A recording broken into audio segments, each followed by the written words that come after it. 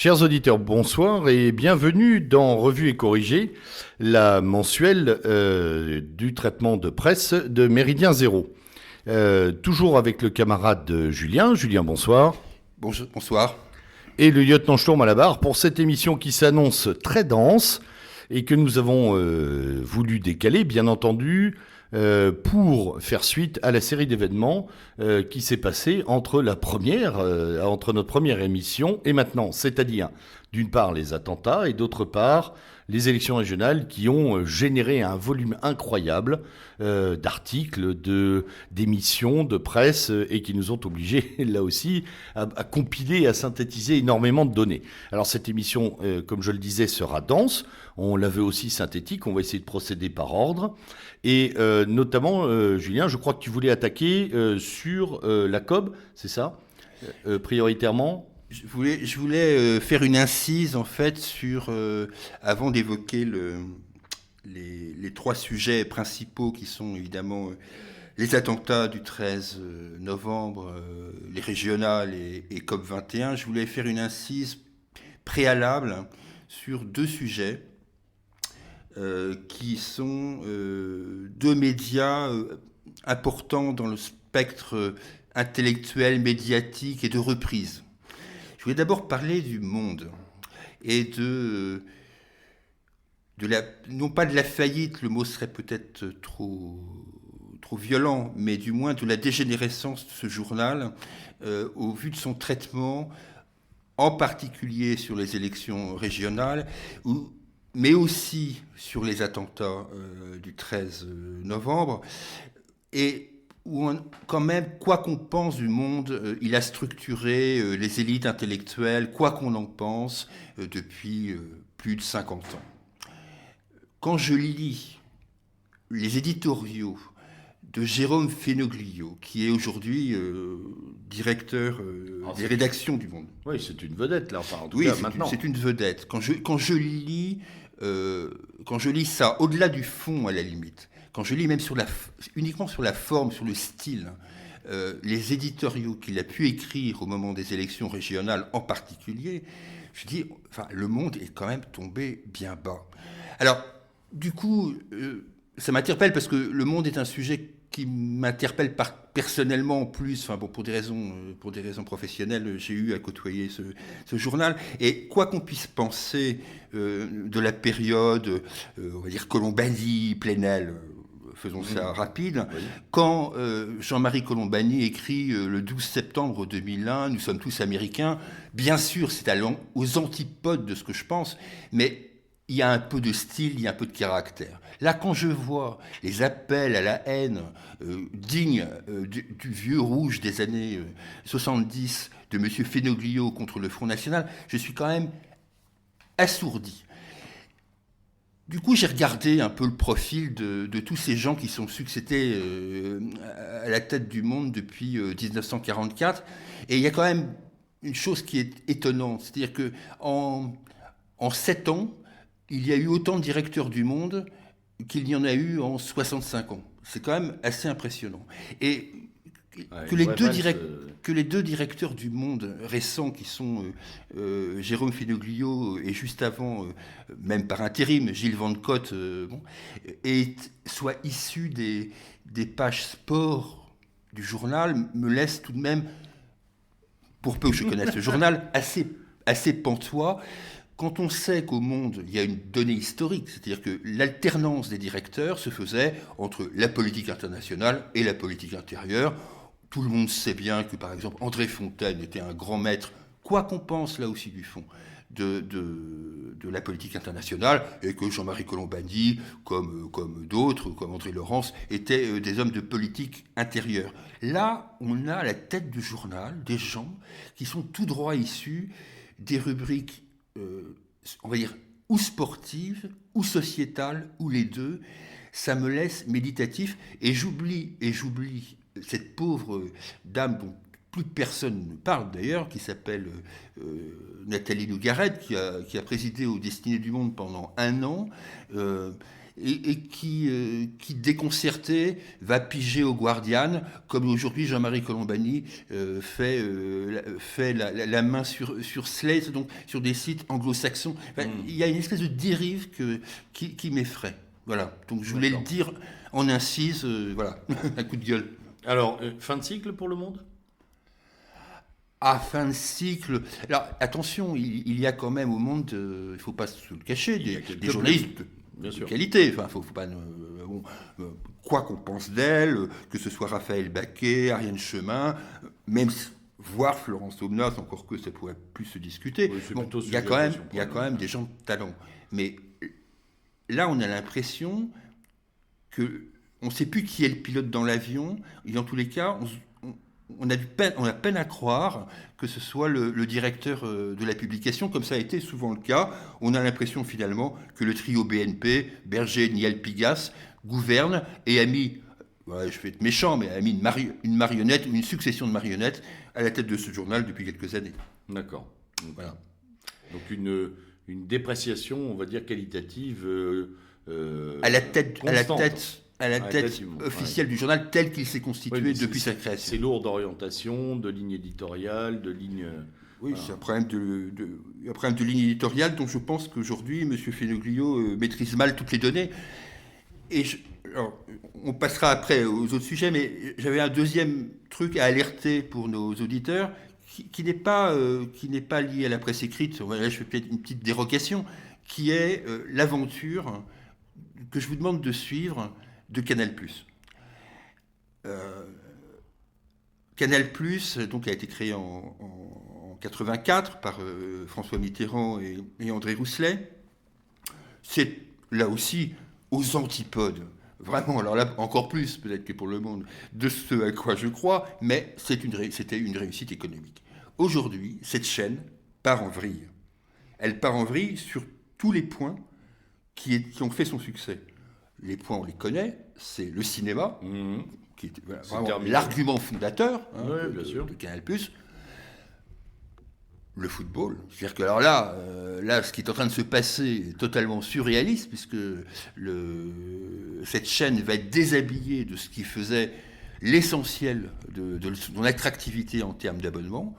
Bien évidemment, il y a cette histoire de Guignol qui est totalement invraisemblable, et puis il y a cette faillite du grand journal que les audimat quotidiens mettent en scène avec la faillite de Maïté Nabiraben, même si peut-être n'est telle que la lampiste. Mais on a l'impression quand même que là, cette chaîne structurante du paysage audiovisuel français est quand même mal partie. Oui, et son achat n'y est pas pour rien, à ton avis ? Voilà. Et en plus, elle se crée une concurrence interne qui n'est pas très brillante, c'est le moins qu'on puisse dire, avec D8 et Cyril Hanouna. Donc on risque de tomber de Karim Dancila, pour peu qu'on n'était pas déjà... Au grand plaisir de beaucoup de nos auditeurs, mais bon, à part pour le foot peut-être, ou le rugby, qu'elle risque de perdre aussi un jour. Oui, tout à fait, bien sûr. Parce que là, elle l'a reconduit pour le rugby, mais rien n'est moins sûr, on entend déjà des bruits de couloir. Oui, tout à fait, bien sûr. Et tout ça pour... En plus, là, ça nous amènera peut-être après sur des sujets connexes, tout ça pour perdre le championnat anglais de football au profit de qui ? Au profit de cette personne que nous avons évoquée à l'émission précédente, en première, qui est Patrick Drahi, qui va mettre ça sur une chaîne qui aujourd'hui est relativement confidentielle. Il a faim, lui. Médiatiquement, il a faim, il achète. Ah oui. Alors, ça ne lui a pas coûté très cher. 300 millions d'euros pour lui, c'est pas grand-chose, même s'il évidemment, il les a pas, 300 millions d'euros. Mais visiblement, pour l'instant, ça passe encore. On lui prête. Et donc, ma chaîne sport deviendra le relais du football anglais. Pour les amateurs de football, c'est difficile à encaisser, quoi. On verra ce qui se passera sur Canal+. D'accord. Voilà, alors, c'est une incise. Voilà, venons-en donc maintenant à notre triptyque central pour cette émission, à savoir la COP21, les attentats et les régionales. Par quoi souhaites-tu commencer ? Je vais commencer par ce qui les rassemble.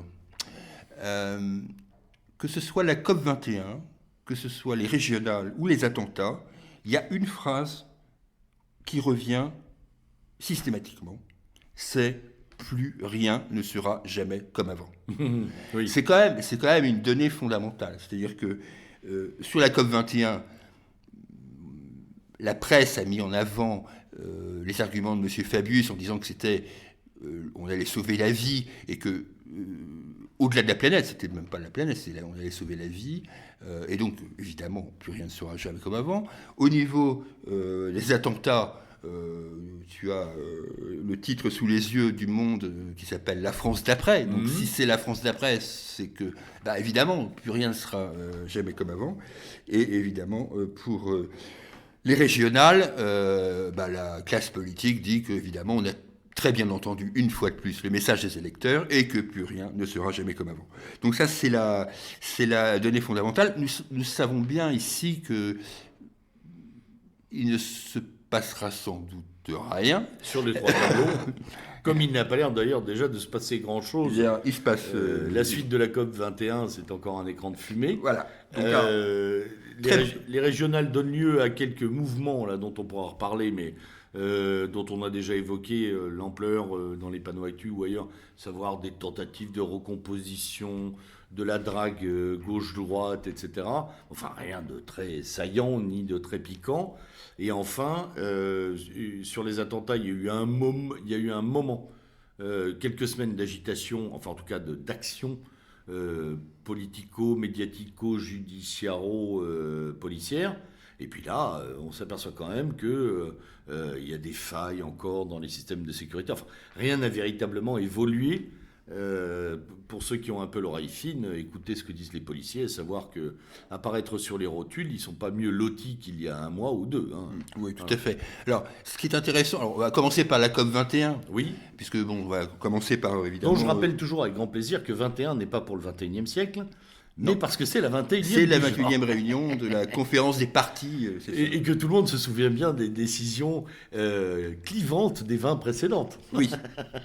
Alors, moi, je maintiens, et ça sera toujours la ligne directrice de cette émission, qu'il faut lire la presse après. C'est-à-dire que sur le jour même, mais il faut savoir la relire une fois les événements passés.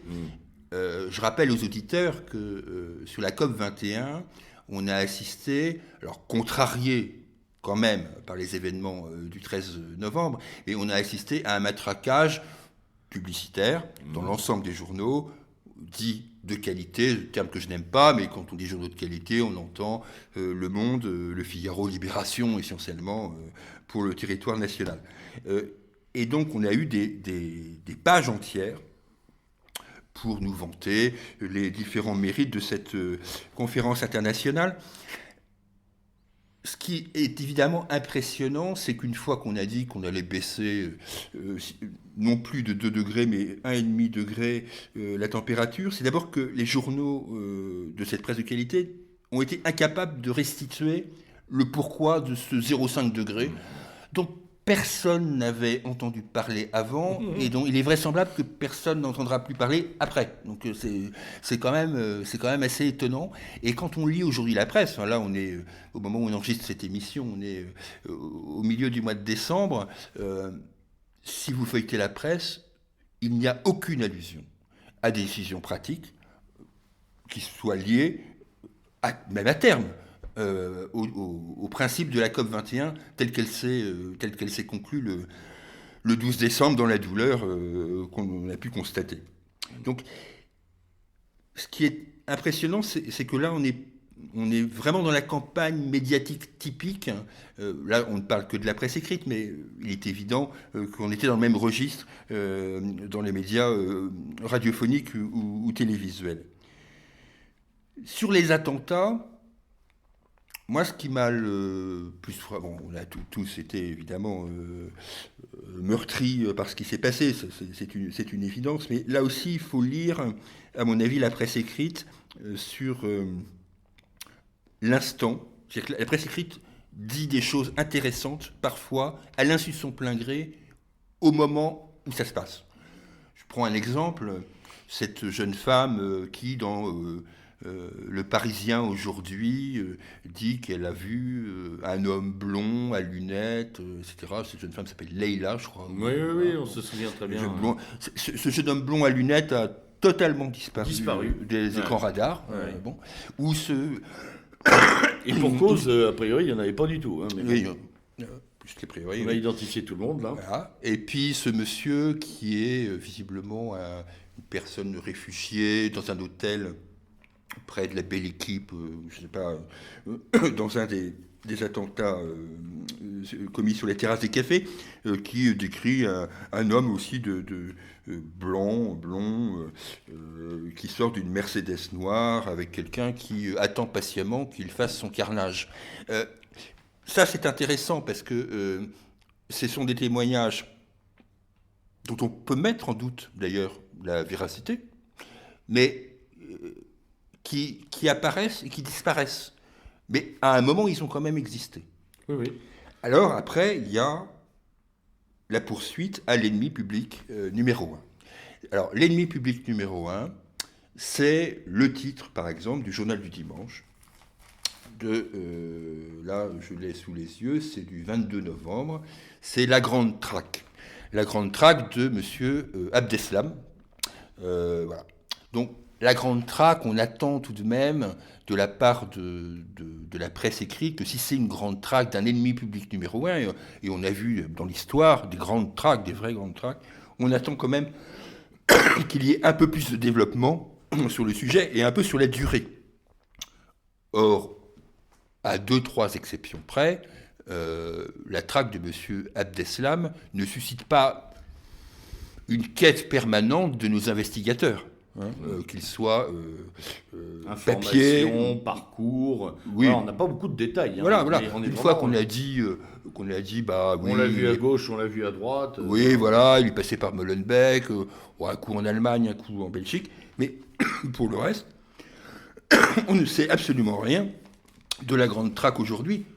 Non pas que c'est pas le débat du ministère de l'Intérieur, mais c'est le débat de la presse écrite, c'est-à-dire qu'elle ne cherche pas à un moment à aller plus loin que ces titres d'appel tels qu'elle a pu les formuler.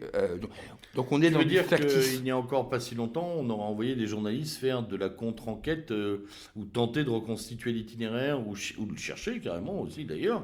C'est-à-dire que depuis une vingtaine d'années, on a une forme de passivité sur ces événements-là. Il y a une dichotomie entre l'effet d'effroi, évidemment, totalement légitime, et puis ce qu'on affirme d'un côté, et puis ce qui se passe après. C'est-à-dire que la presse écrite ne cherche plus à en savoir plus. Bon, sans doute, le ministère de l'Intérieur ne lui passe-t-il pas les fax qu'il faut pour mener ses enquêtes. Je ne sais pas, mais il y a quand même un vrai problème d'investigation, quoi. Enfin, c'est le moins qu'on puisse dire. Et puis, évidemment, il y a les régionales. Alors, les régionales, moi, je m'attendais... Grand moment, quand même. Comment ? On a bien ri, quand même, sur l'ensemble. Oui, on a bien ri. Alors, je m'attendais à une semaine de la haine. Bon, j'étais un peu déçu. Ils ont fait ce qu'ils ont pu, mais ça a été quand même au-dessous de ce qu'on avait connu en 2002. Peut-être pour la bonne et simple raison que ça n'était pas la première fois et qu'il est difficile de refaire le coup de l'hystérie à plusieurs reprises en fait. Ouais, ça devait être un petit peu plus difficile. Ce qui est étonnant dans le comportement des différents journaux, il faut reconnaître une relative modération de leurs propos, voire un doute. Le titre du Monde, alors là pour le coup je ne vais pas casser le monde, le titre du Monde, le sursis républicain, reflète assez bien le sujet. Oui, parce que beaucoup de gens ont lu le sursaut d'ailleurs. Et c'était très bon cette idée d'avoir joué sur sursis, oui. Sursaut d'ailleurs. Ils ont fait un très bon jeu de mots, mais qui est assez révélateur quand même de l'esprit. C'est-à-dire que, enfin, encore une minute, monsieur le bourreau. Ouais. Oui. Donc c'est un petit peu ça l'esprit du sursis. Et donc... et même le titre de Libération, qui était soulagé, mais était un petit peu, même moins bon à mon sens, était un peu dans la même ligne que ce sursis républicain de M. Fenoglio, ou de son titreur, puisque je pense que c'est pas lui qui a trouvé ça. Donc voilà, vite fait pour la presse. Un mot sur l'épisode Voix du Nord et ce que ça a généré d'ailleurs comme débat. Oui, alors. On pourrait parler de Bourdin aussi. Oui, on va parler de Bourdin après, mais on va commencer, c'est vrai, par la Voix du Nord. Le comportement de la Voix du Nord est quand même pour le moins pitoyable. Je rappelle quand même que la Voix du Nord est un groupe belge, au cas où on l'aurait oublié. C'est-à-dire que c'est Rossel, certes Rossel France, mais c'est quand même le groupe Rossel qui finance la Voix du Nord, et non pas que la Voix du Nord d'ailleurs, le Courrier Picard, l'Union, l'Aisne Nouvelle, enfin, Est Éclair, Libération Champagne, etc. Ce journal a eu un comportement tout à fait surprenant, et quand Marine Le Pen ou d'autres cadres du Front disent qu'il était un tract socialiste, c'est évident. Il est évident que là, le journal ne se comportait pas comme je ne sais quel Ouest France ou Paris-Normandie, qui ont pu avoir des éditoriaux désagréables auprès du Front National, mais pas à la hauteur de ce que ce journal a pu commettre. Julien, je vais faire un peu l'avocat du diable. Finalement, c'est pas salvateur d'avoir une presse qui prend position là où la plupart du temps elle se contente de suivre le courant médiatique. Oui. Ou est-ce que c'est un mouvement d'esbrouf? Non, mais je fais exprès de tirer le trait là un peu. Alors moi, ça ne me gêne pas si on est dans un schéma démocratique. C'est-à-dire que à la Voix du Nord, qui est un quotidien régional, c'est pas parce que c'est un quotidien régional qu'il doit rien dire. Là-dessus, je peux être d'accord. Mais ce journal régional n'a eu de cesse, au fil des années, que de tuer sa concurrence. Je rappelle tout de même que la presse du Nord avait à un moment un minimum de concurrence. Elle était ce qu'elle était, mais il y avait d'un côté la Voix du Nord, et puis de l'autre côté Nord Éclair, Nord Matin, etc. Le seul souci de la Voix du Nord a été de tuer sa concurrence et donc d'être dans une position monopolistique. En plus, je maintiens que quand on est d'un groupe belge qui détient par ailleurs le vénérable quotidien Le Soir, on fait quand même un peu attention à ce qu'on fait. C'est ça qui me gêne. C'est-à-dire qu'il n'y a pas de dialogue démocratique. Non seulement ils sont propriétaires de la Voix du Nord, mais ils sont propriétaires des hebdos et bi-hebdos et même du coin. De la télé locale, me semble-t-il. Oui, en plus c'est l'histoire de la télé locale, où EO l'a financé avec le conseil régional, mais même ils sont propriétaires du journal de Montreuil, des Échos du Touquet, enfin, ils ont maillé le territoire. C'est-à-dire qu'on est plat, on n'est pas là, c'est ça qui me choque, on n'est pas dans un débat démocratique. S'il y avait, je sais pas, un Nord Éclair par exemple, ou un Nord Matin de l'époque qui ait une position différente et que les positions se confrontent, finalement, rien de bien nouveau sous le soleil. Non, plutôt quelque chose de sain. Voilà, c'était quelque chose de ça. Mais là, on se retrouve avec un espèce de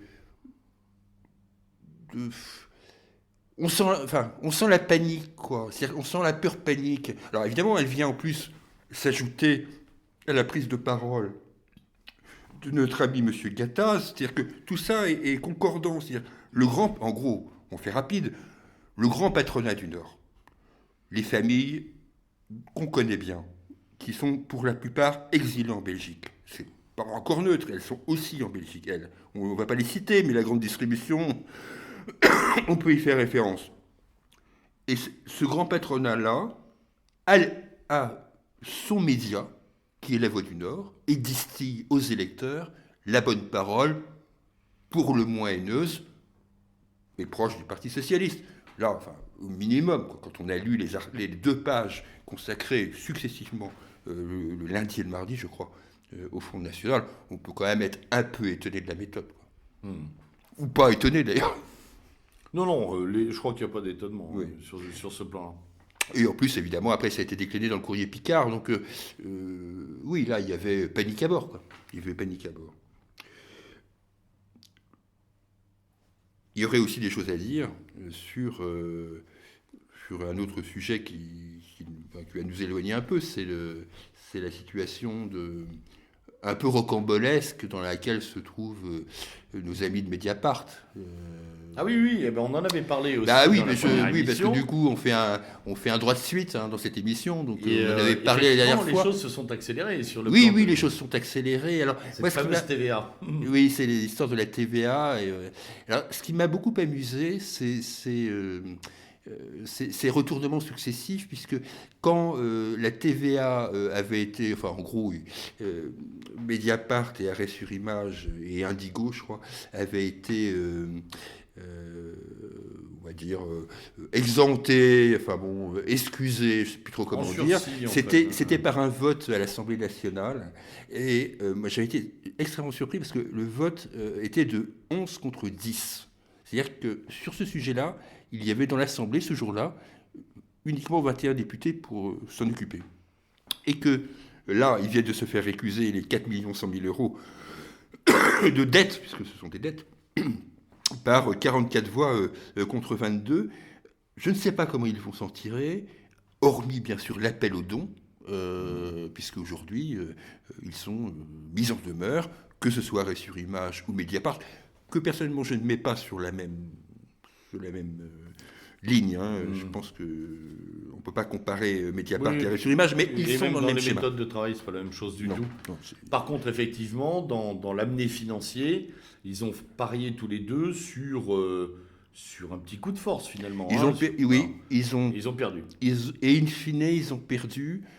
Pour l'instant, enfin oui, ils ont perdu parce que d'après ce que j'ai lu encore ce matin, les sources d'appel sont aujourd'hui impossibles. Donc même si et c'est étonnant parce que le gouvernement ne voulait pas effectivement de cette exemption fiscale pour cause, ce qu'on peut comprendre, d'exemplarité, parce que dans ce cas-là, si eux se faisaient rembourser ces fameuses sommes entre le 2% et le 19%, il fallait le faire à tous les autres, ceux qui avaient appliqué la loi, tout simplement. Ouais.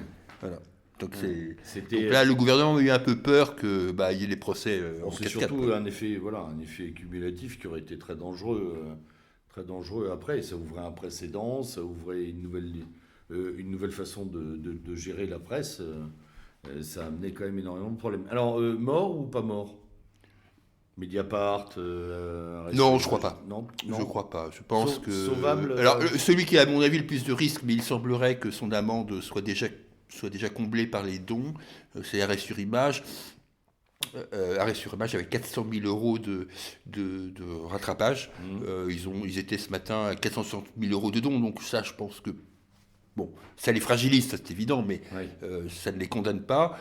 Et je pense que Mediapart est la soupape du système. Donc ils trouveront toujours chez Mediapart. D'une autre, oui, il y aura toujours. Détourné. Oui, il y aura toujours. Allez, je ne vais peut-être pas dire un Xavier Niel ou un Mathieu Pigasse, mais on trouvera toujours à droite et à gauche, voilà, comme des. Par exemple, ça m'amène sur un autre journal dont on n'a jamais parlé ensemble, qui est un miracle éditorial, parce que théoriquement, il ne devrait absolument pas exister, qui est l'Opinion. Alors, il est mystérieux, ce journal. Oui, l'Opinion est un journal mystérieux, c'est le journal dirigé par Nicolas Bétou, qui a pérégriné du Monde au Figaro, pas du Monde, non, il n'a pas été au Monde, du Figaro aux Échos, et qui a donc créé avec, on va dire, la famille Bettencourt, je crois que il n'y aura pas de diffamation dans ce que je dis, ce journal libéral qui, objectivement, n'intéresse personne en kiosque, c'est-à-dire quand je dis personne, c'est personne, mais qui est sur une ligne d'abonnement d'entreprise. Bon, alors cette ligne d'abonnement d'entreprise, elle se fait aussi, c'est vrai, sur un quotidien économique qui est Les Échos, sur l'autre quotidien économique qui est Les Échos, bon, ok, mais dans des ampleurs où Les Échos ont quand même une pagination, une zone d'information qui les situe entre les 48 pages tous les jours. Là, non, là, l'opinion, c'est pas ça. L'opinion, c'est de l'opinion. C'est-à-dire que là, on est dans, on va dire, l'ordolibéralisme total, complètement assumé par un Nicolas Bétou qui est le grand chantre du capitalisme à la française, version financière bien sûr, pas version entrepreneuriale, ça se saurait. Donc ce journal est un mystère C'est un mystère de diffusion. Hein. On ne sait pas d'ailleurs Pas de les chiffres. chiffres réels de vente. Pas de chiffres réels, rien de publié. Non, c'est-à-dire que on lit, M. Bétou dit oui, nous tirons à 30 000 exemplaires. Donc, oui, ok, Oui, ça, tirer à n'importe 30 000 qui peut exemplaires. dire n'importe quoi. Moi, je suis capable aussi de tirer un truc à 30 000 exemplaires et qu'il n'y ait pas de lecteur. Donc, non, il y a certainement des grandes entreprises qui ont souscrit des abonnements massifs. À quoi sert ce journal? C'est un grand mystère, hormis être évidemment le relais de la parole patronale. Ça, Et libéral. et libéral, au sens, ça, au on sens comprend. idéologique du terme. C'est un think-tank proche de je sais pas quoi, des républicains mitigés, UDI, espèce de parole. En fait, il n'est pas intéressant, quoi. C'est-à-dire que c'est ça qui me gêne. C'est-à-dire que dans les Échos, on peut penser ce qu'on veut des Échos, mais au moins, si on a envie de savoir ce qui se passe à la Fed, si on a envie de savoir ce qui se passe dans le marché du carton au fin fond de la Franche-Comté, on a l'information. Là, on n'a que de l'éditorial, que de l'opinion, en ce sens qu'il porte bien son nom. Voilà. Et c'est un mystère. Voilà, c'est un mystère. D'ailleurs, il n'est pas répertorié quand on lit les statistiques au JD, tout ça. Il n'apparaît pas. Il n'est pas là. Il n'est pas là, sauf qu'il est là. Enfin, là, des fois, quand même, ils réduisent leur volume en kiosque parce que comme personne l'achète, c'est quand même un petit peu gênant, quoi. Le journal support typique, finalement. Hein. Comment ? Je dis un journal propagande, quoi. Un journal Oui, support. c'est un journal de propagande qui correspond certainement à des intérêts, il ne faut pas se tromper. Ah ben non, sinon il ne serait pas là, il ne serait pas porté par les entreprises. Il ne le ferait pas. Bétou a bien des défauts, mais ce n'est pas un imbécile. Oui, non, Nicolas Bétou, d'ailleurs, anime sa tribune qu'on voit sur Internet, où il reçoit les hommes politiques. On est dans le... Il reçoit Nicolas Bay, il reçoit Marine, il reçoit... c'est une espèce de machin, de cénacle. À droite, quand même, il ne va pas trop voir du côté de Mélenchon ou de Philippe Poutou, mais c'est un truc très particulier. Si Emmanuel Ratier était là encore parmi nous, je pense qu'il nous tresserait la ligne du siècle. C'est-à-dire qu'on est dans le schéma du siècle. Voilà, tout simplement. Sauf que c'est sur papier, ça se vend pas, mais à la limite, c'est pas grave. C'est pas très grave. C'est ça qui est intéressant, c'est que c'est pas très grave. D'autres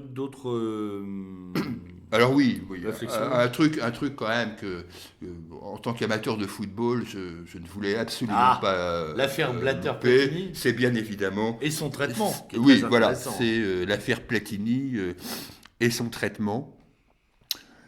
On a senti quand même globalement chez les journalistes français, sur la distance là, on peut pas parler, une gêne.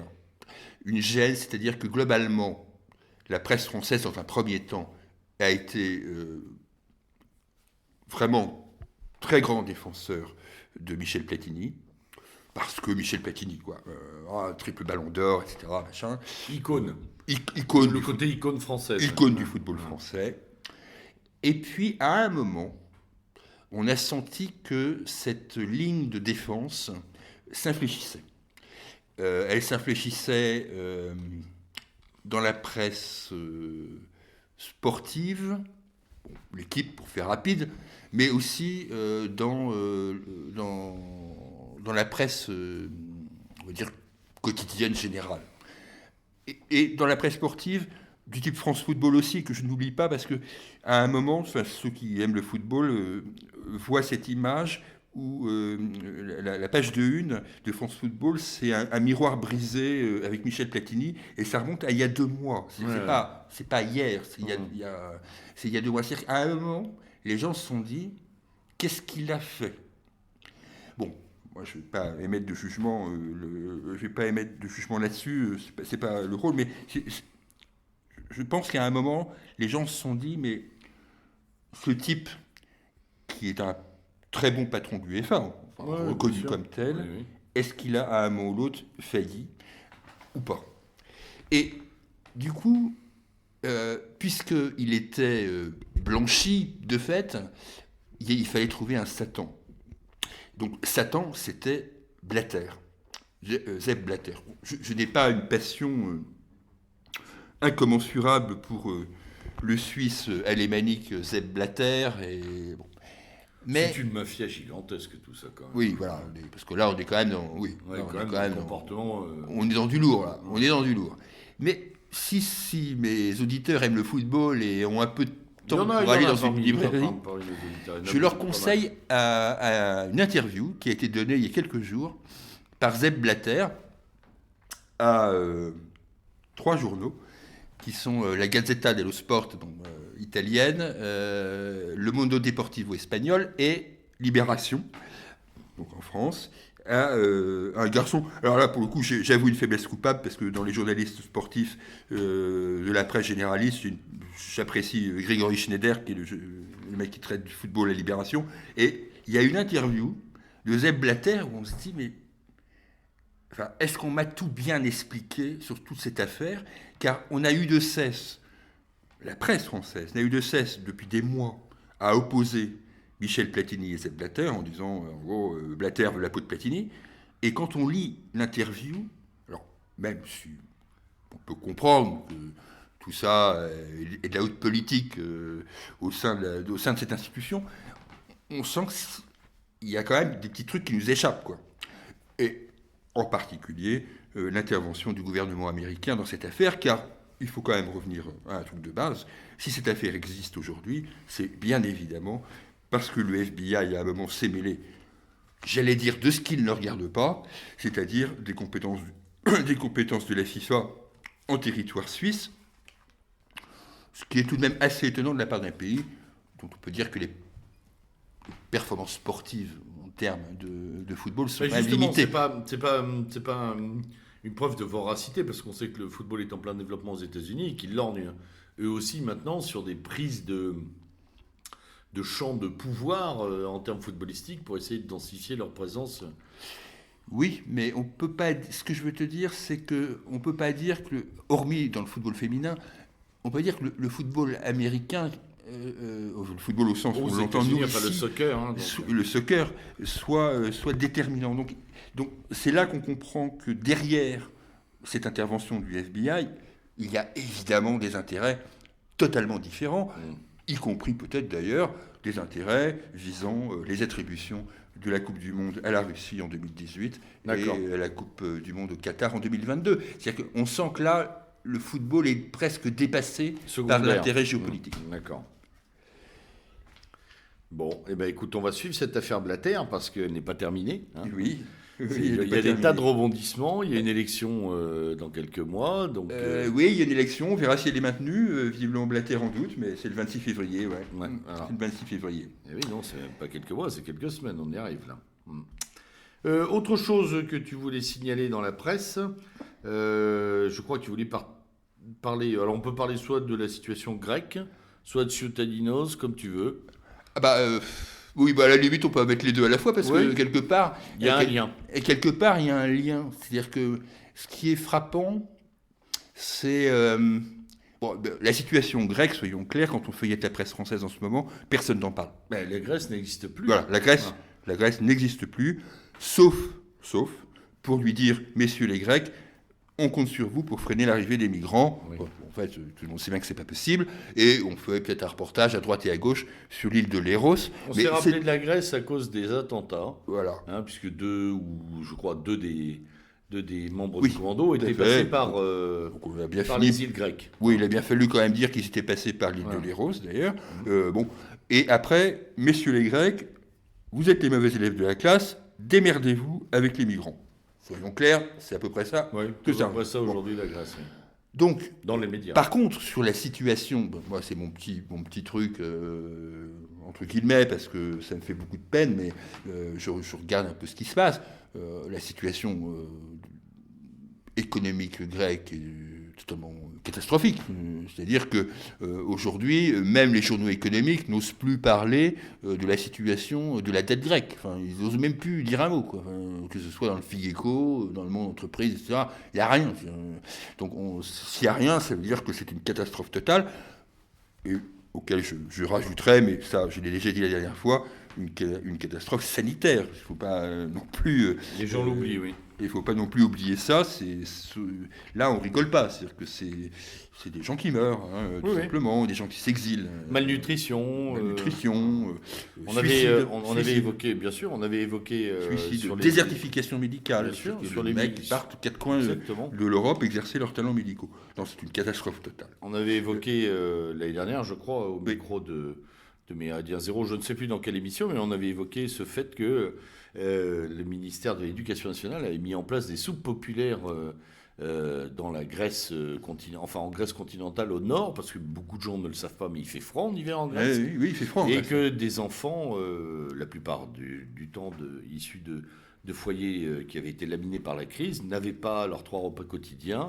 Il y avait énormément de malaise, comment on appelle, lié à la malnutrition, de carence. Et donc, on est quand même dans un pays qui n'est pas très loin. Hein. Je veux dire, on n'est pas au Burkina Faso ou en Asie du Sud-Est. Là, on est tout près de chez nous et on distribuait des soupes populaires pour que les enfants aient au moins un repas par jour. Puisqu'on avait, dans le même temps, coupé le chauffage des écoles. Voilà où on en est en Grèce. Oui, tout à fait. Pour ceux qui veulent l'entendre. Alors, la recherche d'informations sur la Grèce aujourd'hui est assez difficile. Et en tout cas, elle ne passe pas par les médias francophones. Ah oui, non. Elle passe clairement pas par aucun des médias papier, ni autres d'ailleurs. Enfin, reste la presse grecque anglophone. Si, sur le net, oui, bien sûr. Voilà. Mais ça, j'en ai pas la dernière fois. Mais dans la presse papier, c'est une catastrophe. Il n'y a absolument rien. Tout le monde s'en fout, sauf pour accuser la Grèce des pires mots. Voilà, c'est le petit mot grec de ces émissions et je continuerai. Mais c'est très important d'en parler de la même manière qu'on avait évoqué le flou artistique sur la situation militaire syrienne dans la première émission. Tout à fait. Ça ne s'est pas arrangé d'ailleurs. Tout à fait. Bon, là on va se répéter, mais j'y pensais d'ailleurs en pensant à cette émission. C'est-à-dire qu'on ne sait rien de la situation militaire au sol, concrètement, ce qui se passe en Syrie aujourd'hui et en Irak. Et en Irak, parce que même en Irak, ça devient flou. Là.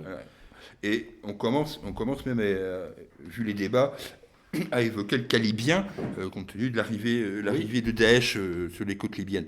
Donc, mais de ça, aujourd'hui, dans la presse écrite française, on n'a pas d'éléments concrets. On a des grandes théories. On aura toujours des réflexions géopolitiques, etc. Mais concrètement, il se passe quoi ? On ne sait pas.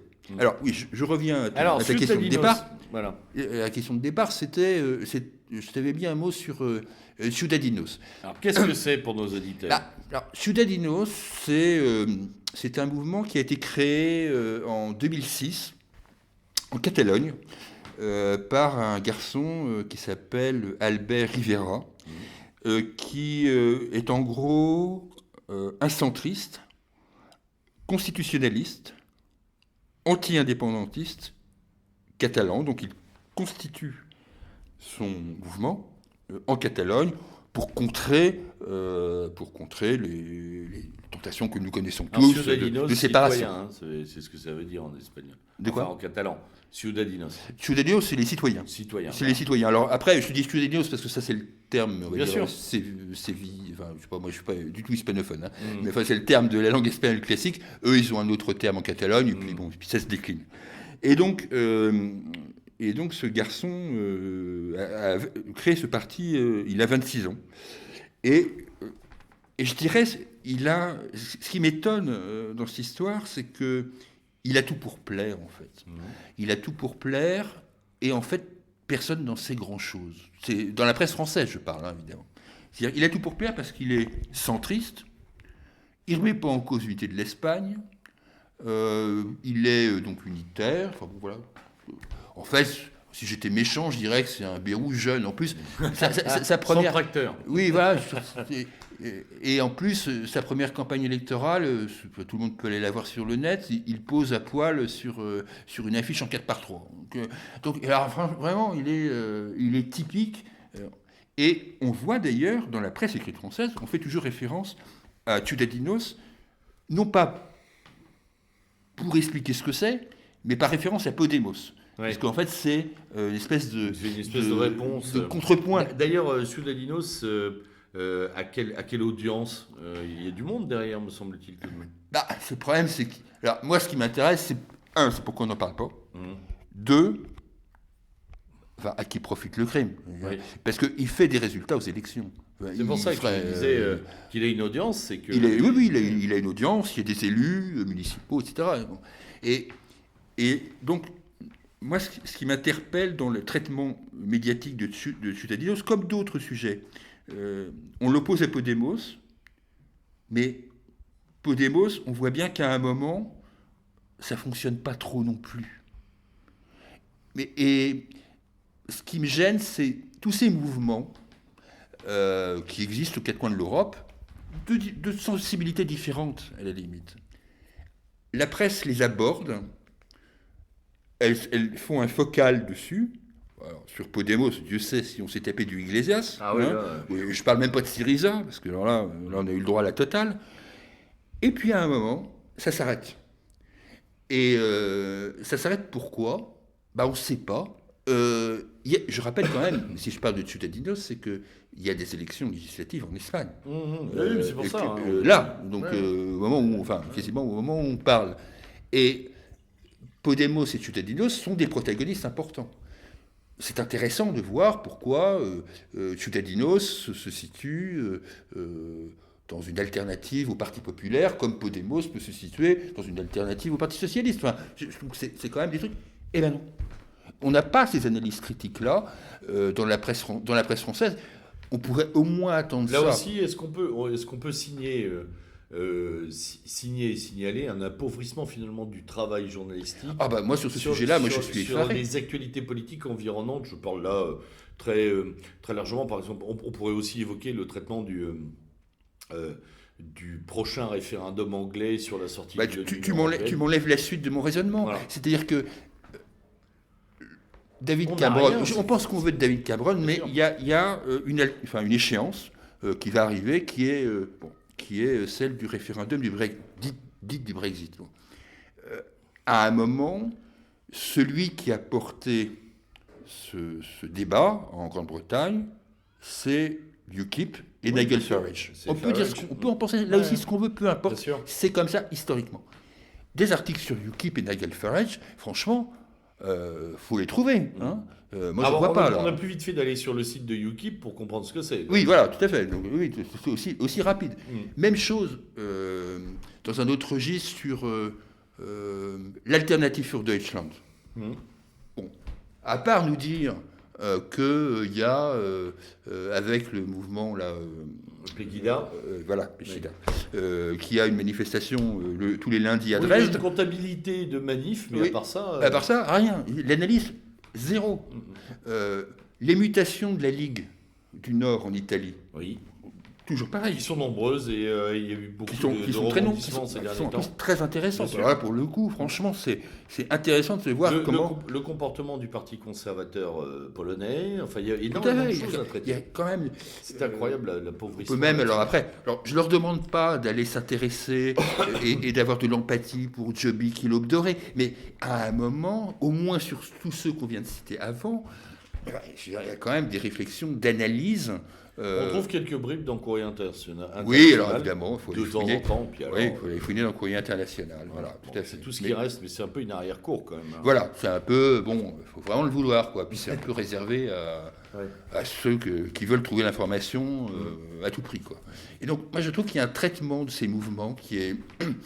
et je dis, là, c'est pas une question de droite et de gauche. Là, on peut la parler, là, de... Alors, est-ce que ça veut dire aussi que, finalement, la presse française hypertrophie le traitement des affaires intérieures au détriment où c'est une presse qui ne s'intéresse finalement qu'à ce qui se passe en France majoritairement, ou alors est-ce qu'elle a tout simplement plus les compétences pour traiter intelligemment? Alors, je crois je pense qu'un peu des deux. On peut additionner pas mal de tes réflexions.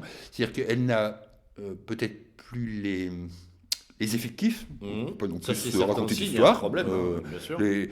On ne vire pas impunément dans un journal comme Le Monde à une époque, l'Express en ce moment, Libération, etc. On ne vire pas impunément 35-40 journalistes quelque travail qu'il soit. Enfin, vraiment, ça a des conséquences.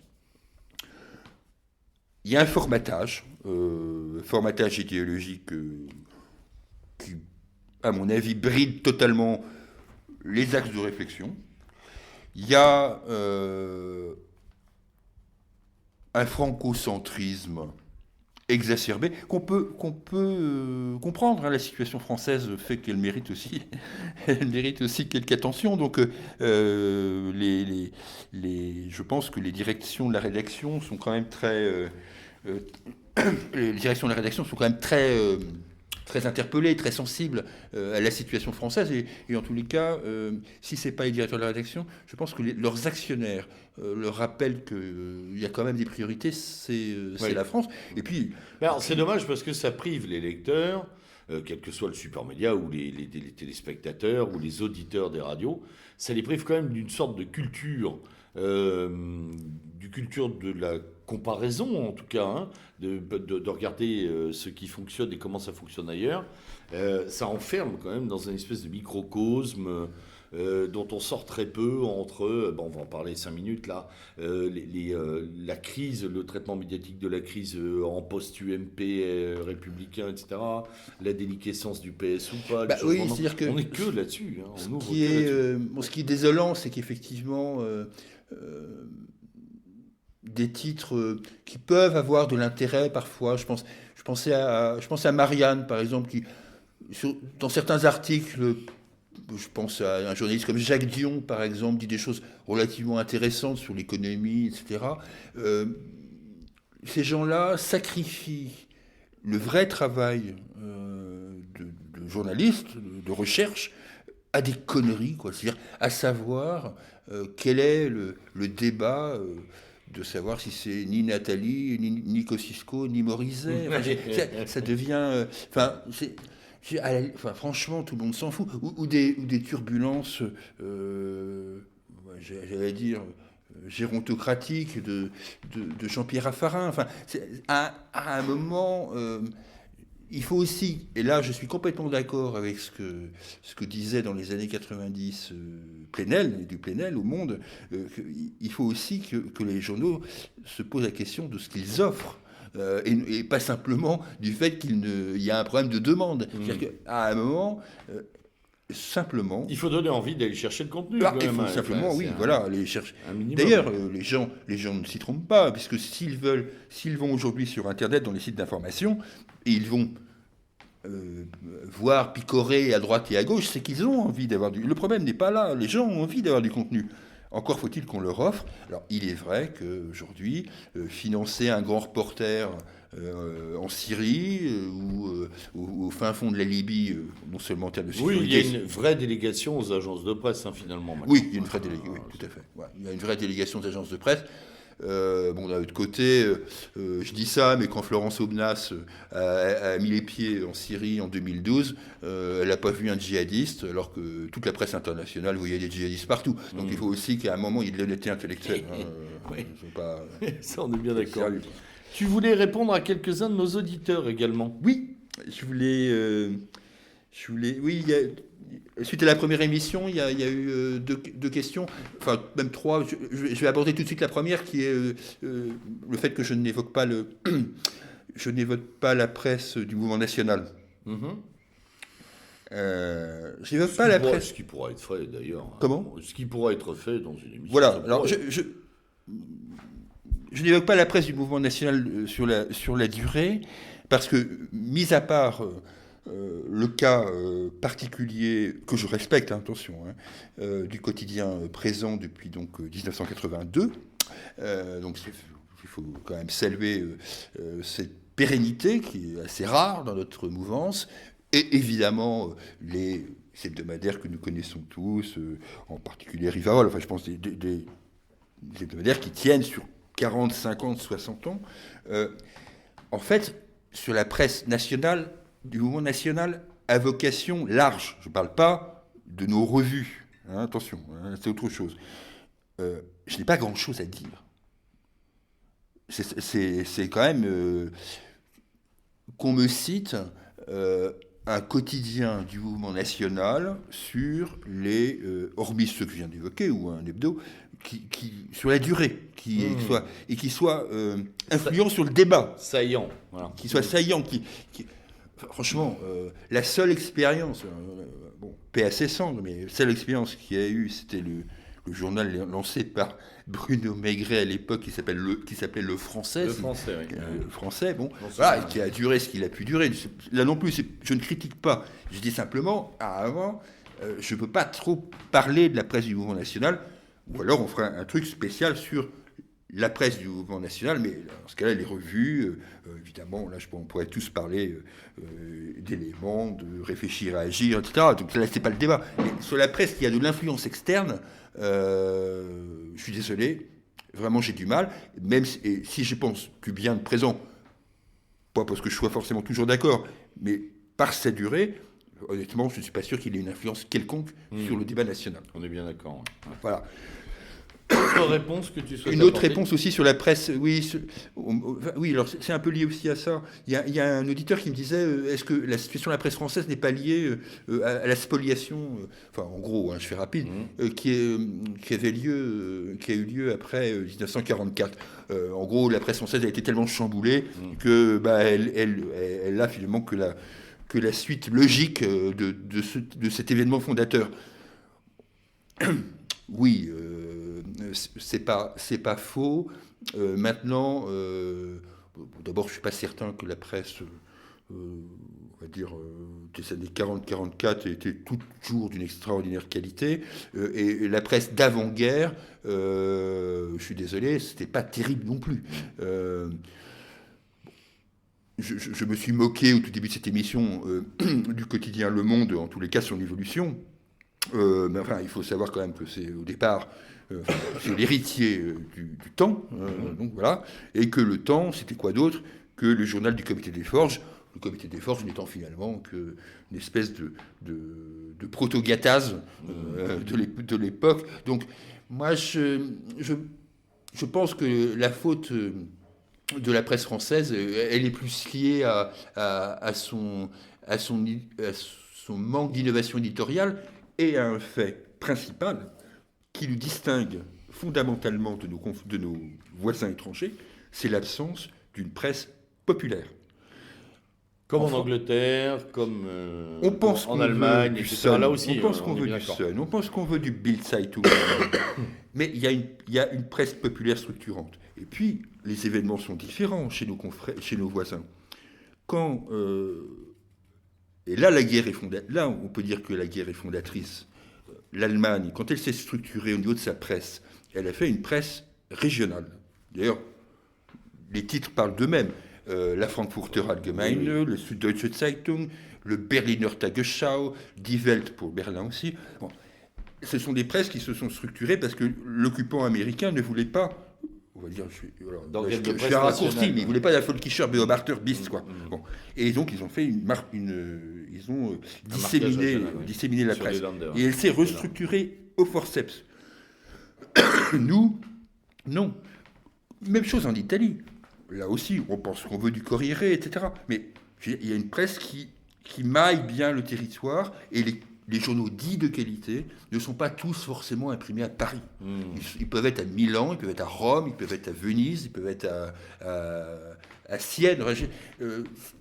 Il y a une... Là, c'est la longue histoire, et là, franchement, on va pas la refaire en 2 minutes, quoi, parce que mais là aussi, on pourra retravailler ce dossier-là, ça peut être très intéressant. Oui, tout à fait, parce que cette presse-là, elle souffre aussi, il ne faut pas se tromper.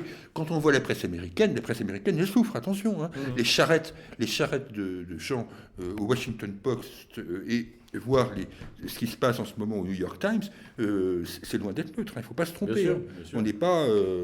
On n'est pas les seuls à souffrir. Mais la nôtre est quand même structurellement faible, à part, il faut le reconnaître, dans ce désastre général, une presse quotidienne régionale qui, peu ou prou, quoi qu'on en pense, tient la route. Très bien. Autre chose ? Sinon, sur ces bonnes paroles, on va conclure, parce qu'on arrive tout au bout de l'émission. Il nous reste je vais finir sur un truc amusant, c'est... amusant, enfin, qui n'est pas forcément, c'est la page 8 du Figaro Économie. Je pense qu'il faut, enfin, pour les gens que ça intéresse, il faut, pour regarder le monde des médias et de voir ces compromissions, ces échanges, lire la page 8 du Figaro Économique qui est la vie des médias. Et je dis ça parce que je lisais il y a quelques jours une interview de Laurent Geoffrin. Oui. Donc c'est bon, Laurent Geoffrin, patron de Libération, interviewé en page 8 du Figaro. Donc voilà, et on sent là l'échange de bons procédés. Et où Laurent Geoffrin explique benoîtement que il est dans le groupe Altis, donc il est avec BFM. Il est avec l'Express, Ouais. il est voilà, mais que ça va rien changer. C'est quand même totalement impressionnant. Et c'est la même réflexion, parce que ça, ce qui m'intéresse évidemment, c'est les regroupements. Et là, je disais tout à l'heure, il va rien se passer non plus, parce que Europe 1 et le Journal du Dimanche, ils vont tous se regrouper, ils vont faire une rédaction unique, mais ça ne changera rien. Ah oui, il y aura aucun problème, bien sûr. Ne vous inquiétez pas, ça ne changera rien. On y croit, évidemment. Ouais, on y croit. Voilà. Non, Donc ça, voilà. c'est génial. Donc pour ceux que ça amuse, lire de façon décodée la page 8, la vie des médias et de la publicité, c'est le terme exact. Voilà. Très bien, merci, merci Julien pour tous ces éclaircissements et ce dépouillage, cette espèce de cartographie qu'encore une fois tu nous as légué. On a encore beaucoup de travail parce que énormément de dossiers sont en cours. D'ici là, chers auditeurs, restez mobilisés, lisez la presse, décortiquez la presse. Nous sommes preneurs, bien entendu, de toutes vos questions, de toutes vos réflexions pour alimenter les prochaines émissions. En attendant, tous les deux, nous vous souhaitons d'excellentes fêtes de fin d'année. Oui, bonne fête de Noël. Voilà. Et puis, on se retrouve au mois de janvier, un peu plus rapidement, puisqu'on n'aura pas le besoin de décaler trop l'émission sur le mois de janvier. Il y a un peu moins de rendez-vous, quoique en ce moment en France, hein, une semaine chassant l'autre. Sait-on jamais. Ouais. Voilà, il y a toujours des tas de choses à dire. Voilà, c'était le lieutenant Sturm à la barre de Revue et Corrigé, l'émission du traitement de la presse française et internationale, en compagnie de Julien. Nous vous souhaitons donc une excellente fin d'année et nous vous disons à l'année prochaine avec grand plaisir. Au revoir. À l'année prochaine.